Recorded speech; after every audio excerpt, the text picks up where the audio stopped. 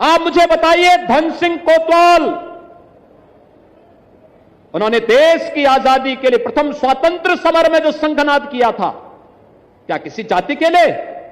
देश की आजादी के लिए, देश की आजादी के लिए। जो लोग मुजफ्फरनगर में शहीद हुए, अपने परिवार के लिए नहीं, देश के लिए, देश के लिए, देश के लिए हुए थे।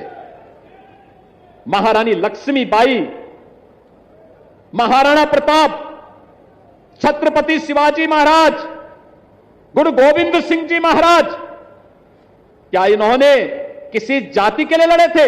नहीं, देश के लिए लड़े थे, धर्म के लिए लड़े थे। स्वदेश और स्वधर्म के लिए उन्होंने अपना सब बलिदान किया था। चौधरी साहब ने भी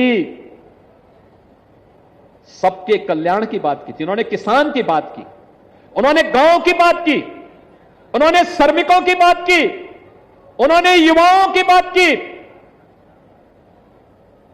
उन्होंने खेत और खलिहान की बात की। उन्होंने जाति की बात नहीं की, जाति की बात नहीं की। बहनों और भाइयों, यह बड़प्पन है और उन महापुरुषों के प्रति कृतज्ञता ज्ञापित करना हम सबका दायित्व बनता है। चौधरी चरण सिंह जी, चौधरी जयंत चौधरी जी के ग्रैंडफादर हैं, कोई संदेह नहीं, लेकिन जितना रिस्पेक्ट वे करते होंगे उससे ज्यादा रिस्पेक्ट हम सबका दायित्व बनता है, हम सब करें। क्योंकि इन महापुरुषों के प्रेरणा ही हम सबको आगे बढ़ाएगी। अपनी परंपरा के प्रति कृतज्ञता ज्ञापित करना हमें नई दिशा में आगे बढ़ाता है। और इसीलिए मैं आप सबसे अपील करूंगा, महापुरुषों को जातीय तंग दायरे में कैद करने का कोई पाप ना हो। ये महापुरुष समाज के हैं, देश के मार्गदर्शक हैं, राष्ट्र नायक हैं। राष्ट्र नायक की जाति नहीं होती, राष्ट्र नायक देश को दिशा देने वाला होता है, देश को दिशा देने वाला होता है। युवा प्रेरणा लेता है।